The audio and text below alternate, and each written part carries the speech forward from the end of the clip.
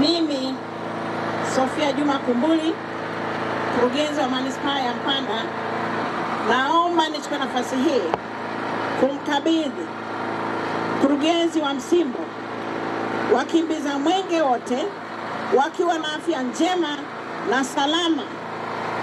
Pia namkabidhi mwenge huu wa uhuru ukiwa salama kabisa, unameremeta na unang'aa, au kimbize katika halmashauri yake ya Msimbo, na kutakia kila laheri. Mimi Christina Daniel Bunini, mkurugenzi wa halmashauri ya Msimbo, nakiri kupokea mwenge wa uhuru kutoka kwa mkurugenzi wa manispaa ya Msimbo Bi Sofia Kumbuli. Nakiri kupokea wakimbiza mwenge wa uhuru wa kitaifa wakiongozwa pamoja na kiongozi wa mbio za mwenge wa uhuru wa 2025 ndugu Ismaili Hari Usi, pamoja na wakimbiza mwenge wa uhuru wa mkoa wakiongozwa na mratibu wa mwenge. Mwenyezi Mungu nisaidie.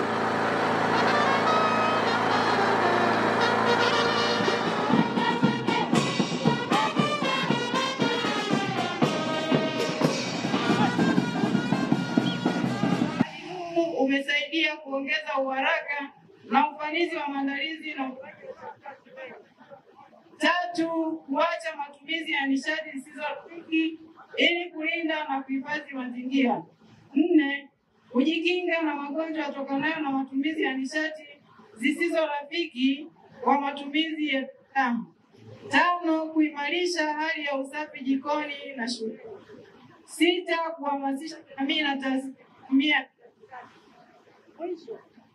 Ndugu Ismaili Hari Usi, kiongozi wa mbio za mwenge wa uhuru kitaifa mwaka 2025, kwa heshima na taadhima tunakuomba uzindue sehemu ya utekelezaji wa agizo la serikali la matumizi ya nishati safi halmashauri ya wilaya.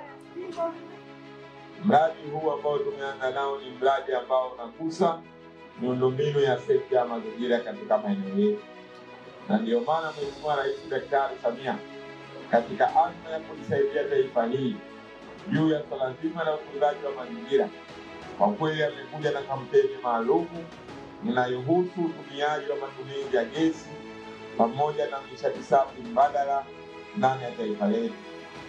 Na ndio maana leo hii katika maeneo yetu na mitaa yetu tunahamasishwa juu ya matumizi ya gesi kupitia mitaa yetu pamoja na taasisi zote za serikali, na ndipo ambapo mkurugenzi huyu na timu yake wakaweza kupewa maelekezo maalum kuhakikisha wanahamasisha wananchi juu ya matumizi ya gesi katika maeneo yetu.